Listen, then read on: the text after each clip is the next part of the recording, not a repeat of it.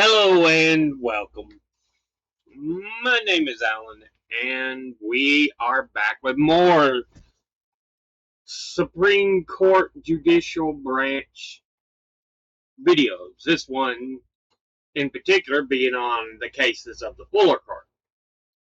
But before we get into that video, I do want to go ahead and remind you we got two ways to donate to the channel if you wish to support me. We have a Patreon account, which is a monthly, month-to-month donation system. And I also have a Coffee account, which can do much the same, but also allow you to make single one-time donations. I'll be putting links to both in the description box below the video. If you are in financial trouble or donating would put you in financial trouble, do not donate. I would much rather you take care of what you need to take care of first. Hard enough with the morons like President Pedophile in charge. But if you can afford to donate and you wish to donate and it wouldn't hurt you at all, thank you. Thank you so much. I do appreciate it. It's me, myself, and I who make the videos. I do the research, the filming, editing, posting, all that good stuff. So, yeah, and I've sworn to not do any commercials as a personal choice. And as of yet, the videos make no money. So, with all that said, let's jump into the video. So, yeah, we are looking at the Fuller Court cases. This is from oyay.org. And the first one they have listed is Wong Wing versus the United States. And it asks, does penalty of imprisonment at hard labor and deportation without a jury trial constitute a violation of the Fifth and Sixth Amendments, which I'm pretty sure are the Equal Clause, talking about the Equal Clause. Due Process Clause, not Equal Clause. Due Process Clause. Which essentially says you must have a trial by a jury in certain cases. You know, you must be able, if you wish it, to have a trial by a jury of your peers. And to be able to try to suggest a penalty of imprisonment of hard labor and deportation without a jury trial is kind of familiar with what we're going on today under President Pedophile. So yeah, the case itself was argued April 1st, 1896 and decided May the 18th, 1896. Next, we have Plessy versus Ferguson, which is probably considered the biggest case, or at least the biggest error for the Fuller Court. Establishing separate but equal, which we know never was truly followed. You just look back at the photos of how they've got white and black bathrooms, white and black water fountains. You could see the comparisons all over and see that it was not separate but equal. Not at all.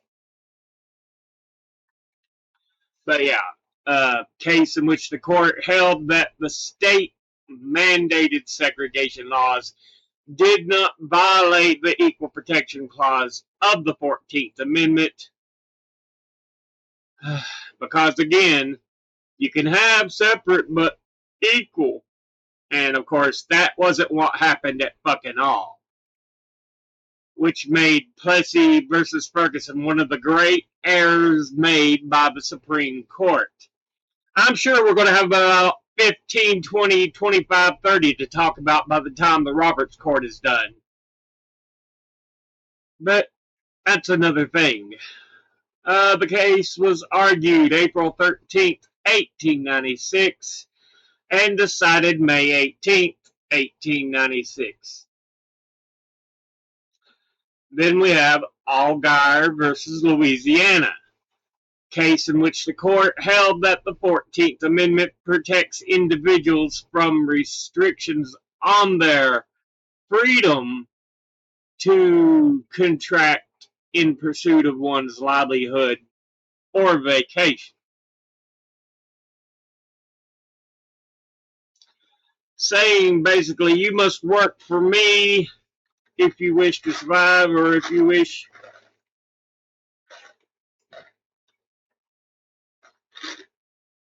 to be able to go somewhere, you must pay me in services and labor rendered. And the court's like, the 14th Amendment protects against that. So, yeah. The case was argued January 6th, 1897, and decided March 1st, 1897.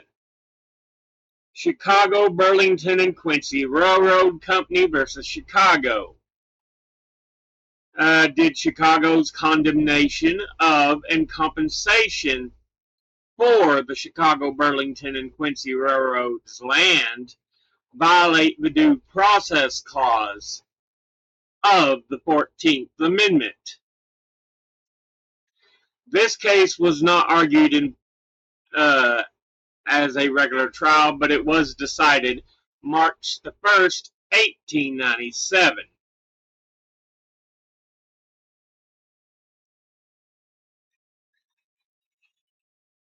And finally, on this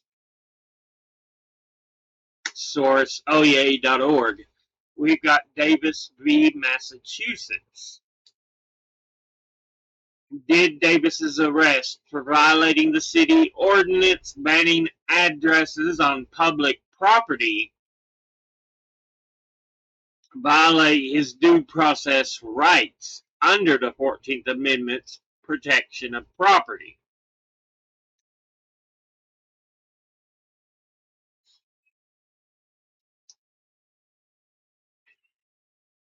So, yeah.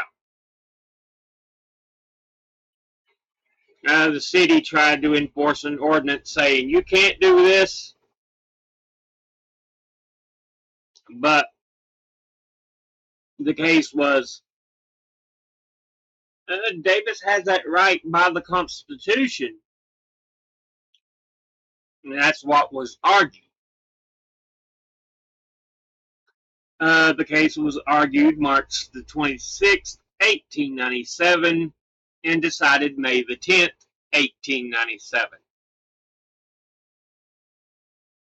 Now, let's go ahead and hop over here to Justia, see what they have to say. They look at the members and landmark cases of the Fuller Court. We have Weems versus the U.S., which was authored, the main decision authored by Justice Joseph McKenna, and the topic was on the death penalty and criminal sentencing. Basically asking, the 18th Amendment is progressive and may acquire wider meaning as public opinion becomes enlightened by humane justice.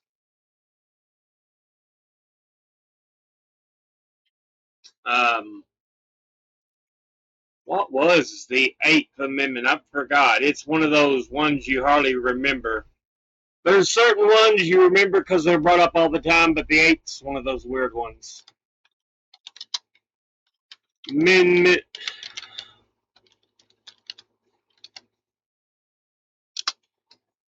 Um, ba, ba, ba, ba, ba.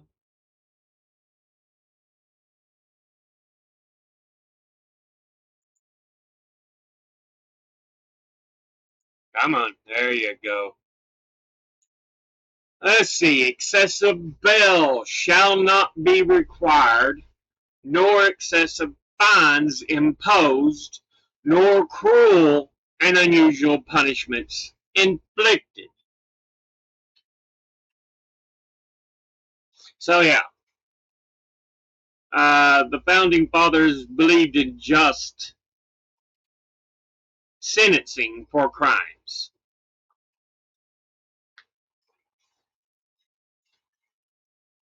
You know, the idea wasn't that bail should be so high that a person can't afford it,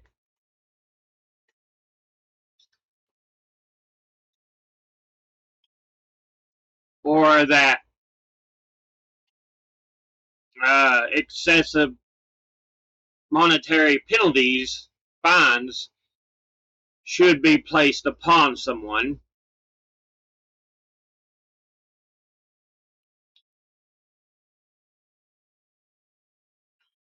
or cruel or unusual punishment inflicted. Um, sorry. Try and chew candy while talking. Not a good idea.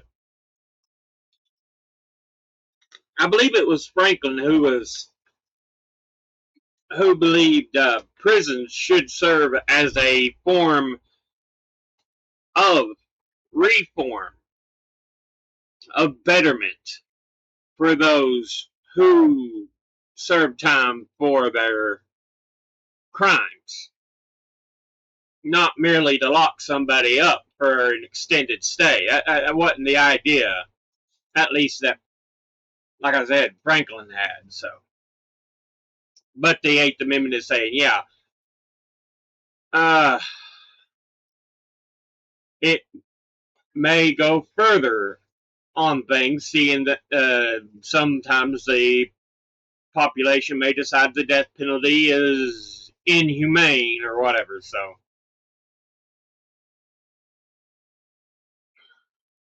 uh, Hobbes, Merrill Company, and Strauss, the opinion written by William Rufus Day, and it deals with copyrights. The sole right to bend granted by federal copyright law does not secure to the owner of the copyright the right to qualify future sales by their vendee, or to limit or restrict such future sales at a specified price.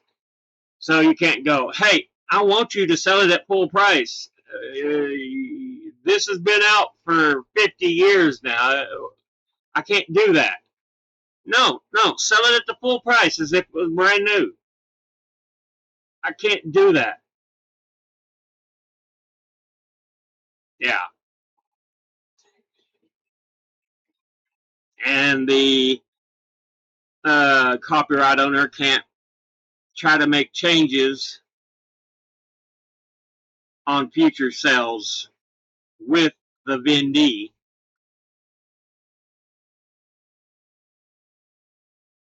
Adair versus the U.S., are authored by John Marshall Harlan, dealing with due process, labor, and employment.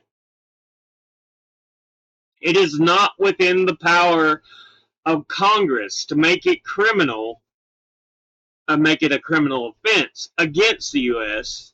for the carrier engaged in interstate commerce to discharge an employee simply because of their membership in a labor organization.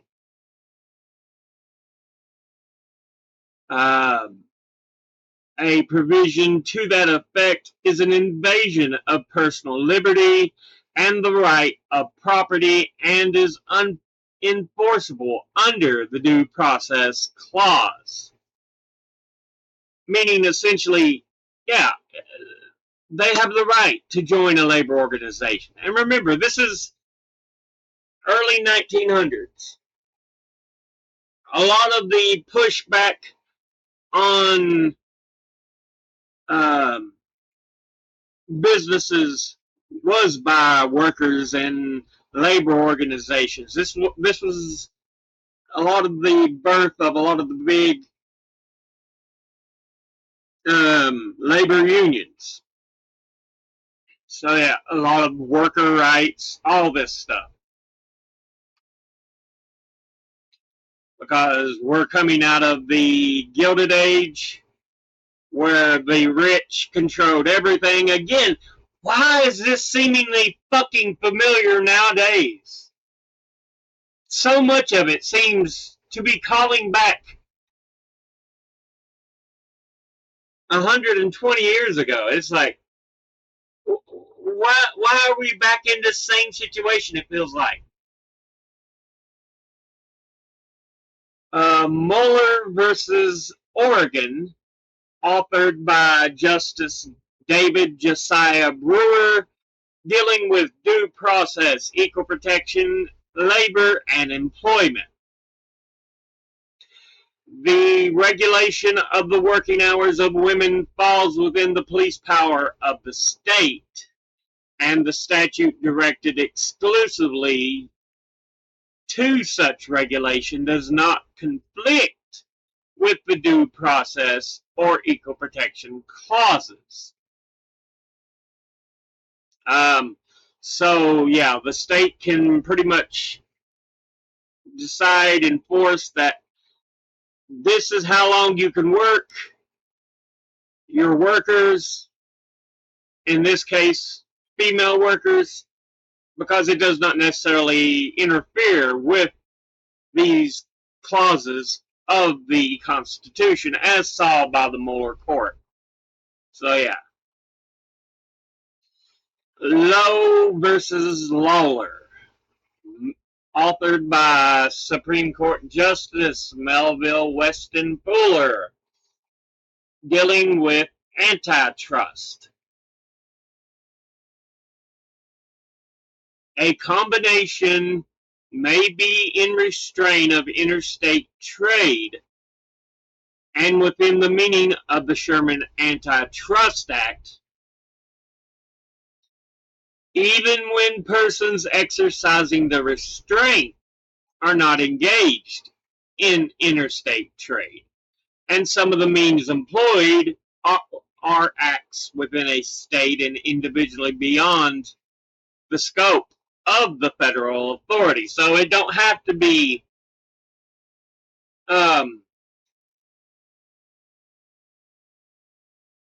necessarily dealing with trade between states, as long as it may affect interstate trade in some form or apply under the Sherman Antitrust Act, which again was an attempt to battle back to prevent any further trust and monopolies after the days of the giant trust and monopolies like Rockefeller and Carnegie and Pierpont Morgan, and yeah.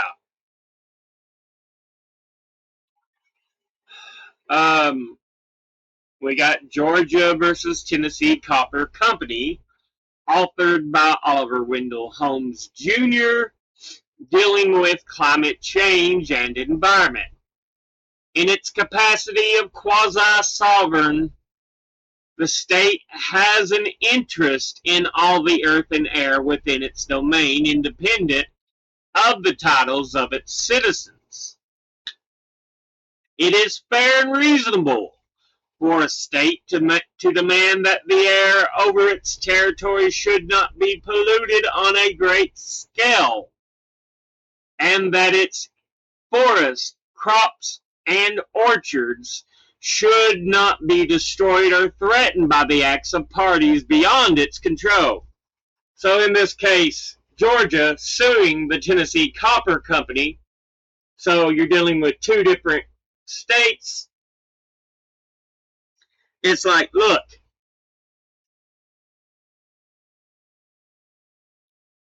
the state has a level of protection to protect the air, the earth, and its citizens. It doesn't matter if a company in another state is doing things that overly affect the other state, then they should have a right to push back and say, look, this is unacceptable. You know, we need you to put restraints in place.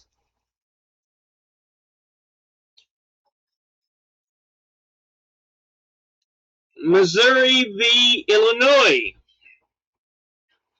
also authored by Oliver Wendell Holmes Jr., dealing with the role of the courts, climate change, and environment.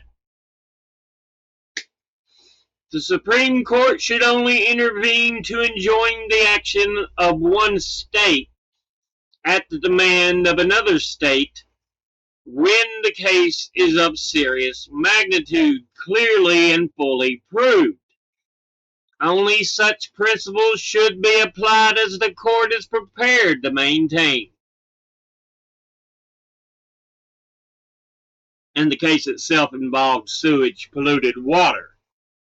So it's like, look, we can't just take up one state's claim against another unless it's something serious.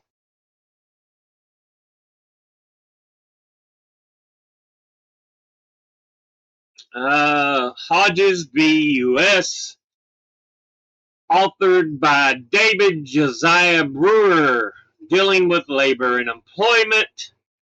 The U.S. court has no jurisdiction under the 13th Amendment or other federal laws of a charge of conspiracy made and carried out in the name to prevent citizens of African descent because of their race or color from making or carrying out contracts and agreements to labor.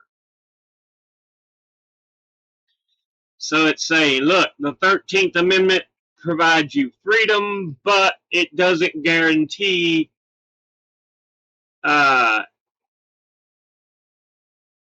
anything as far as a claim that there's a conspiracy being carried out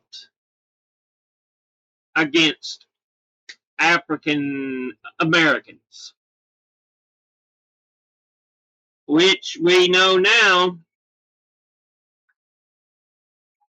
a lot of BS went on.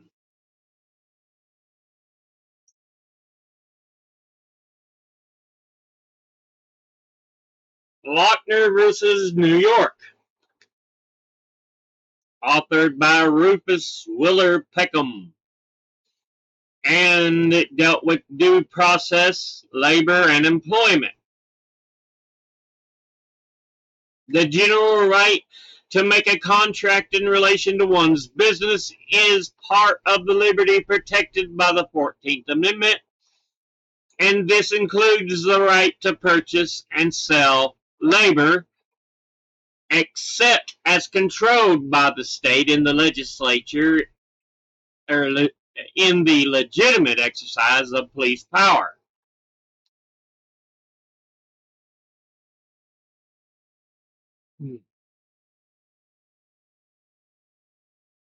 So, yeah.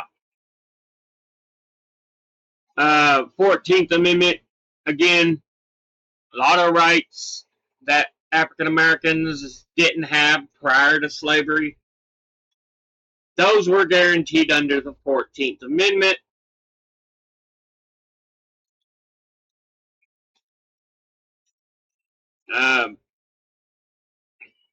Which included the right to purchase and sell labor.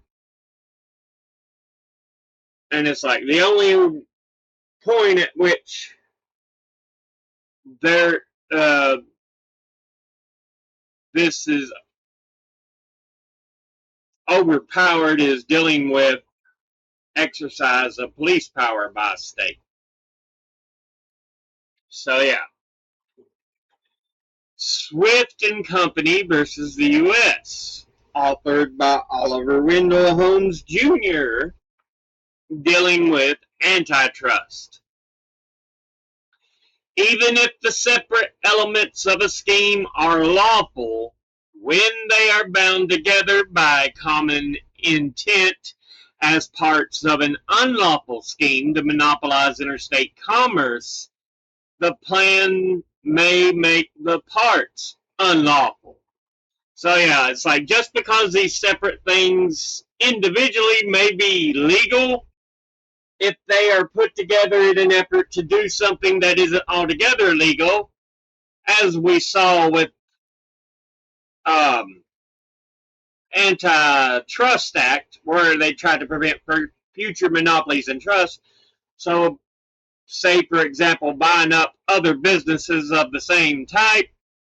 While that may be legal to buy, you can't just constantly buy to squeeze out all competition, because that goes against the Antitrust Act. So yeah. Jacobson v. Massachusetts, authored by John Marshall Harlan, who said a state may enact a compulsory vaccination law since the legislature has the discretion to decide whether vaccination is the best way to prevent smallpox and protect public health. The legislature may exempt children from the law without violating the equal protection rights of adults if the law applies equally among adults.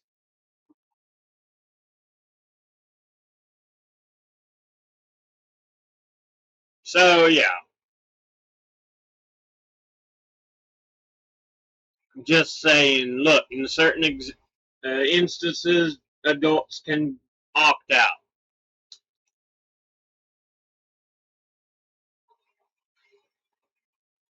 which is stupid.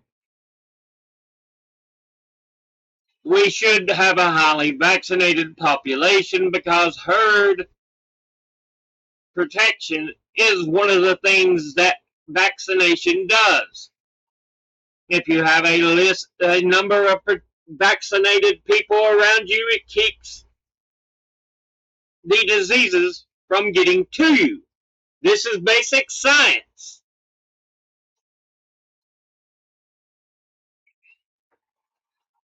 Blasting versus Donaldson Lithographing Company,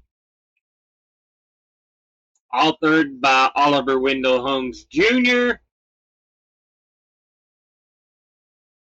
dealing with copyrights.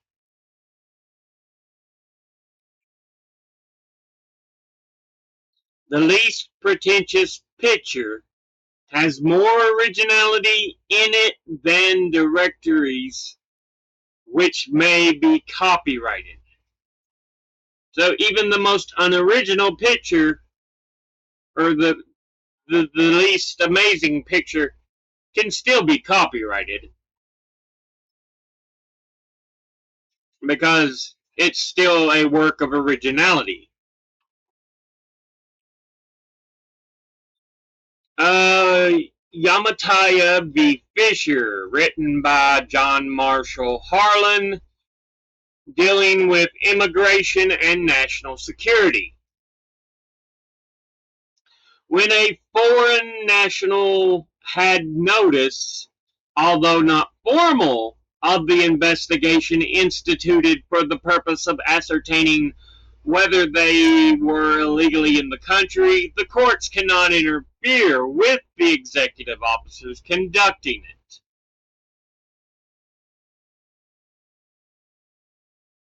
it. So yeah, as long as they had notice of some form that there was an investigation for trying to decide if they were here legally or illegally in the country. Mifflin versus R.H. White Company,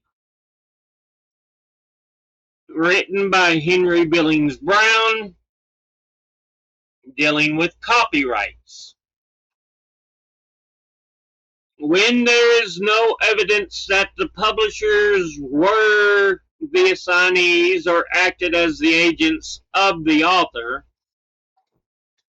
for the purpose of taking out copyright, the copyright entry of a magazine will not validate the copyright entry.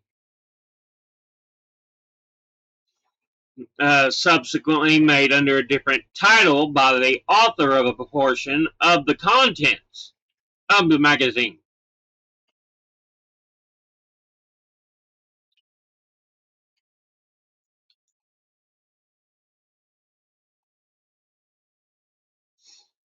So it's basically saying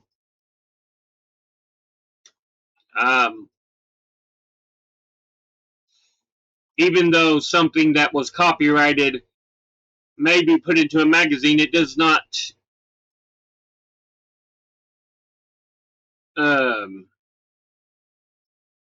enforce or invalidate another copyright. Because, of course, the magazine's got to be copyrighted. The photo in the magazine's got to be copyrighted. This is copyrighted. That's copyrighted. But each thing has its own copyright. So, yeah.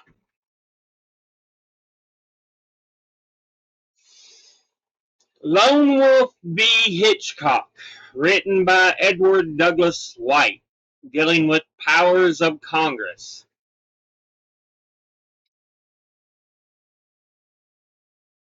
Plenary authority over the tribal nations of the Indians has been exercised by Congress from the beginning, and the power has always been deemed a political one, not subject to be controlled by the judicial department of the government.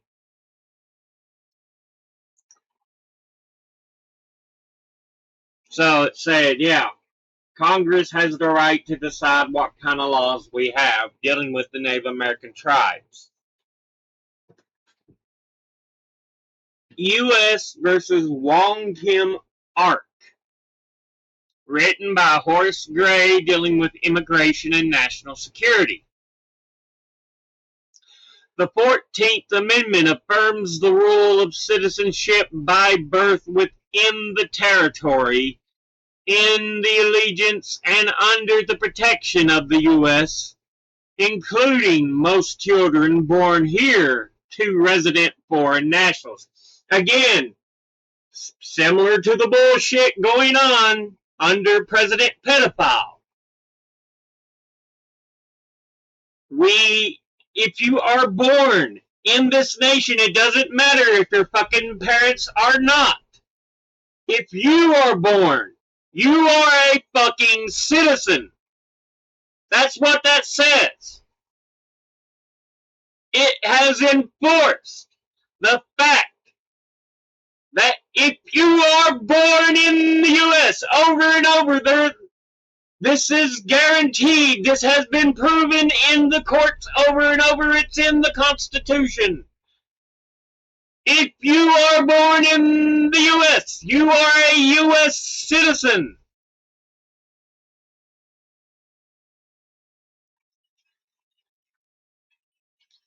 Westinghouse v. Boyden Power Brake Company, written by Henry Billings Brown, dealing with patents.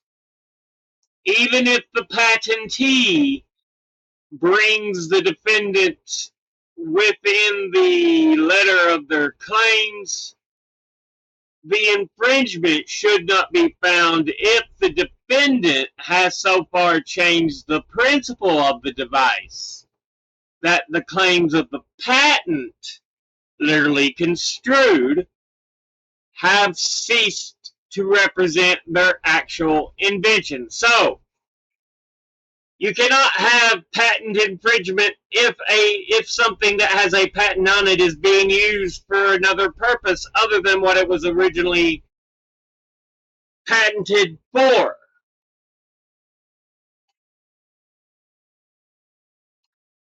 Allgaier v. Louisiana, we talked about that. Chicago, Burlington, and Quincy Railroad. Plessy v. Ferguson. Wong Wing versus the U.S. Fong Yue Ting versus U.S. Written by Horace Gray, dealing with immigration and national security. A lot of these we're going to see are dealing with Asian names, Asian people, because remember there was the Chinese Exclusion Act, because like today there was a whole bunch of racist shits in this nation who did not like people of different ethnicities and national origin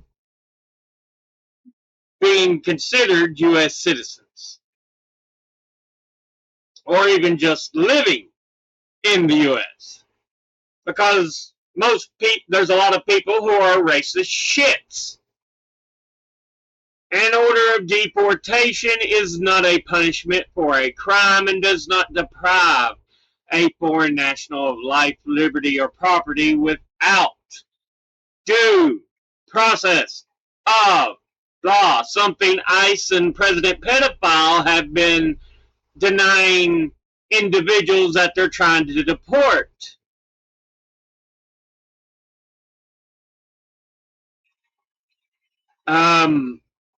Deciding whether foreign nationals may be permitted to stay in the U.S.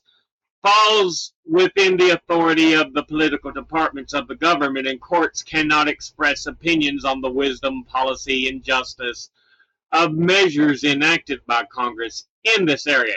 Now, back at this time, they're trying to say, yeah, they can kind of do this. It's for the betterment of the nation as a whole, blah, blah, blah. Again, a bunch of racist shits. Nishimura Eklu versus the U.S., written by Horace Gray, dealing with immigration and national security. It is not within the province of the judiciary to order that foreigners who have never been naturalized, nor acquired any domicile of residence within the U.S., nor even been admitted into the U.S. pursuant to law, shall be permitted to enter in opposition to the constitutional and lawful measures of the legislative and executive branches of the national government.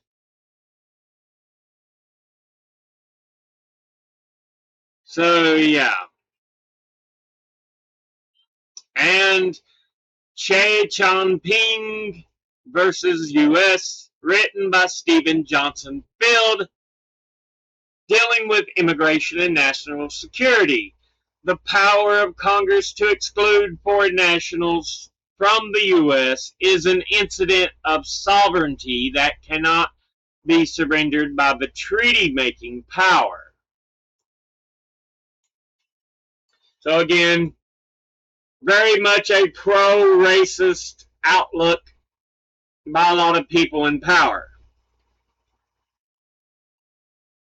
Sad, but unfortunately the way it fucking was.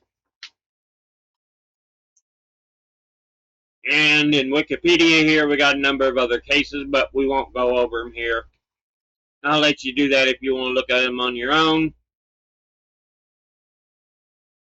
But as you can see, quite a few.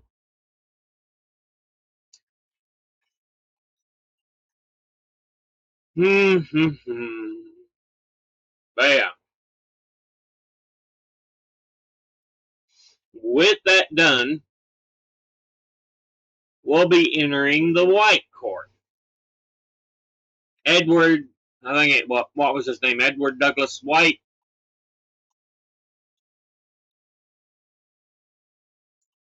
So yeah.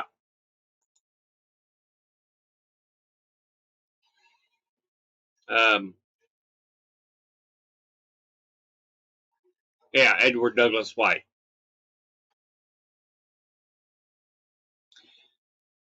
But with that said, we end the Fuller Court. As always, educate thyself Think, read, study, learn. Someone tells you something you have trouble believing. Ask them to cite their sources, and it can't be a bunch of tinfoil hat-wearing sources or anecdotes thrown together to try to make sources. I'll be putting these links and sources in the description box below the video. Thank you all for watching. I'll see you all in the next one. Until then, later.